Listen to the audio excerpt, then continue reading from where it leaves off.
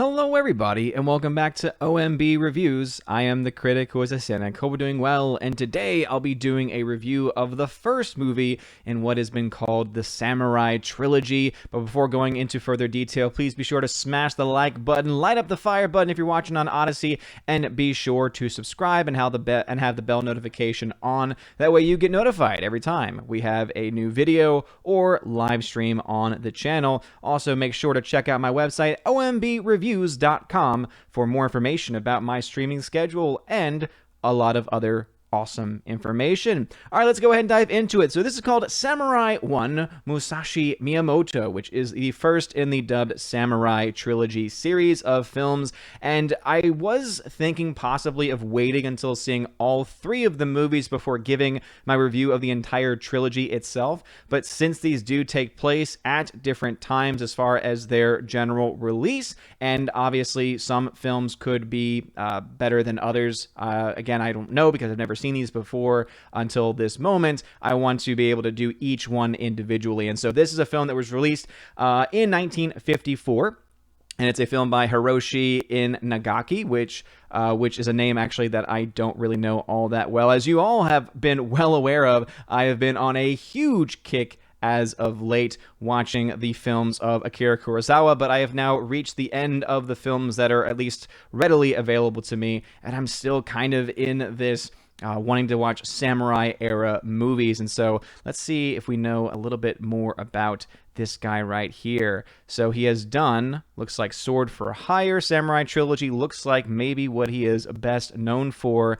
And let me just see if I recognize any of the other names mentioned. I don't think so, but still pretty cool to have a different director and a different take on the samurai genre. And so as it says right here, though, that this is indeed a film starring Toshiro Mifune, which is arguably the best part of the movie, is Toshiro Mifune, because the guy is a fantastic actor. I've, of course, already seen him in several other films made by Akira Kurosawa, and so I already know the immense talent that he has, and that is once again on display in this movie with the role that he plays of someone who leaves his village wanting to join the battle of the current war that's going on. The battle, says here, of Sekigahara is kind of this deciding moment in this ongoing war that is happening. He wants to go off, though, and become a samurai warrior, but he ends up being on the losing side and has to run away to try and find safety, and through the process of a lot of these various things happening, finds himself on the pathway to becoming a samurai warrior by the end of the movie.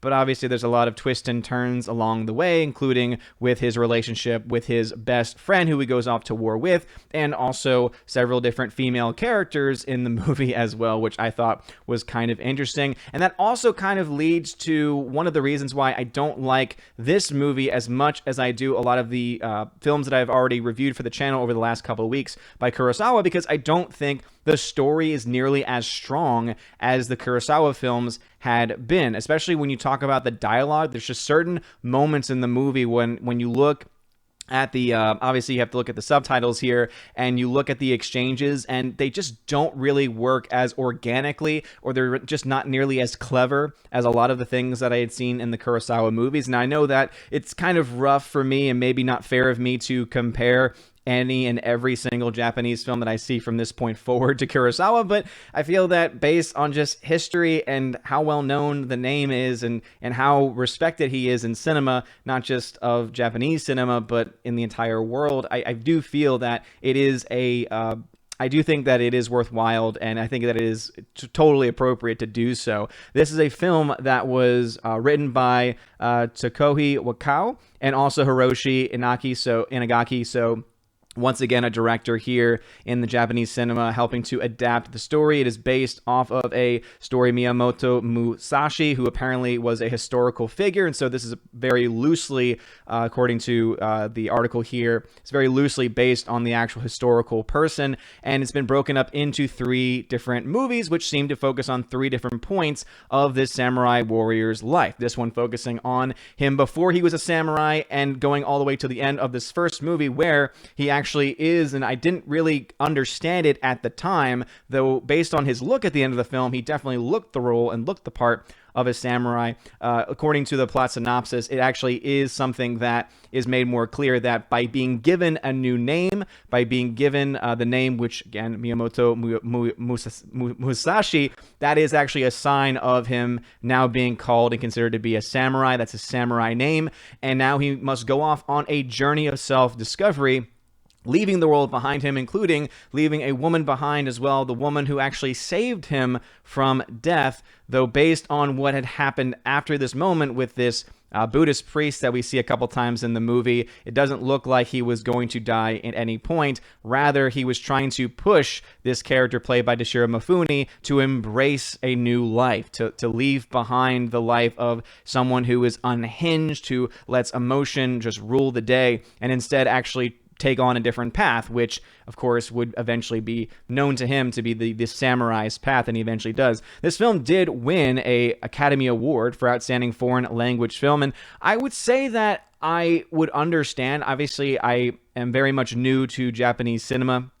I'm kind of interested here to see exactly what actually happened as far as other awards that were being given this year and what other films it was maybe up against, because this is obviously a very different time overall in cinema history. So best foreign language film was indeed this one, and it doesn't look like this was actually in any category. So yeah, it was a special Oscar. So at first I wasn't entirely sure what they meant by that, but this was not an official category yet at the Oscars, and so therefore it just received a special, hey, this was the best movie of the year to come from any other country, is Samurai 1. And so in the end, I think the writing not being nearly as strong as some of the other Japanese films that I've seen recently does make me not like this film as much. However, with that being said, it might seem like I'm being negative on it. I do think that it was shot beautifully. I thought the cinematography was done very well. Toshiro Mifune obviously carries the movie, does a fantastic job throughout. Some of the fight sequences are okay, but they're very much on par with what I've seen in other movies, and I imagine that as the movies progress, we'll get more of these battles. In fact, the next one is called Duel at the Ichijoji Temple. I think I'm pronouncing that correctly. So I imagine that there's going to be some type of major fighting event at that point. And everything else, I think, as far as like just the objective qualities of the movie are definitely there. But just in comparison to the other films that I've watched in the Japanese samurai era genre, I don't think this one's as strong as the other ones. However, I do still think this is a good movie and potentially a good series if by the end of it we start to see this fully developed, fully fleshed out character, which is, again, one of the reasons why part of me wanted to do a review of the entire trilogy, but wanted to start off with this one instead. But if I had to give this film a grade, I'd give it a solid B. I think it's perfectly acceptable as a movie. I know it's kind of rough for me in 2021 to be, reviewing a film from 1954 in a completely different language and completely different culture, when I'm being very critical of it, when in the previous films that I've talked about from Akira Kurosawa, I've not been nearly as critical. However, I just always do want to be honest and share my thoughts with you guys, just to try and hopefully make it clear how I personally feel about these. But have you ever seen this film? Let me know in the comment section below. Also, do you think that this is a movie that will be a lot better once I've seen the other two films and see it more so as a complete picture? I definitely see by the end of the movie how it definitely bleeds one into the other. I assume that all the other films will act in a similar way, where it ends and you can kind of see exactly where it's going. It almost felt like this was meant to be a multi-hour movie and was split into 3 different parts. But again, based on the release dates, I imagine that they were not filmed at the same time. But let's see what it says here as far as production. It says it was the second Toho film production in color, the first in Eastman color, so a very Eastman Kodak as far as the process. It was a film in color in 1950s, which again would have been, I guess you could say, not necessarily relatively new at the time, but as I said, even Kurosawa was still doing black and white at this time in his cinematic history. It says here that it was released in Japan in 1954 and distributed by Toho, distributed theatrically by Fine Arts Films with English subtitles and English narration. Interesting. Okay. the film was released to home video. So yeah, it looks like they did film these differently. They didn't film these all at the same time based on the limited information here. But anyway, let me know your thoughts about this in the comment section below. If you like this video, smash that like button, light up that fire button. If you're watching over on Odyssey, check out ombreviews.com. You're all amazing and beautiful people. I hope you all have a wonderful day. And as always, God bless. And now for a huge shout out to all of my June Patreon and Subscribestar members: Andrew Hoyle, Biffer the Hobbit, Brian P., Dion, Don Bruno de la Mancha, Enrique Evangelista, Father Christopher Miller, hail to you, Father, Father Damian Cook, Garrett Searles, Inflamed Wood, It's a Trap Productions, Jason Clark, Jacob Juice, Jeffrey Toone, Jonathan Carney, Laura the Modern Major General's Story, Mike Jackson, Mad Mitch Dunaway, Mr. Peabody and his evil twin with the beautiful hair, On to June, Orange Hat Reviews, Out of Step with Reality, Priscilla Hall, Riff Magos, Rosetta Allen, Teresa Martin, Theodore Bendon, and rather Teresa Martin is Miss Martin Muses now, Tina Bojan, Tina B., and Washington Madranda. Thank y'all very much for being my supporters on Patreon. And to my Subscribestar peeps, Fast Reaction, Nosferatu Gatsu, Stand For,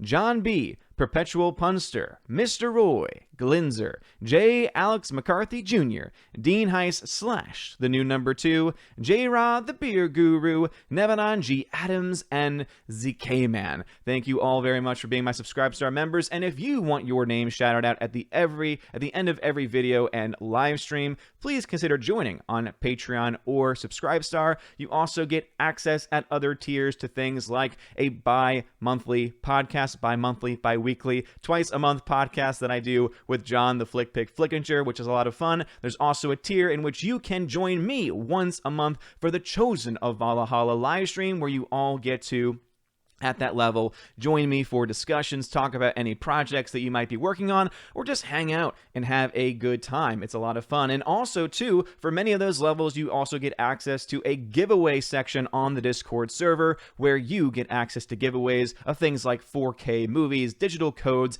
and tons of other stuff like that. So if any of that sounds interesting to you, check out the links in the description and sign up over on Patreon and Subscribestar. You guys are all amazing and beautiful people. I hope you all have a wonderful day, and as always, God bless.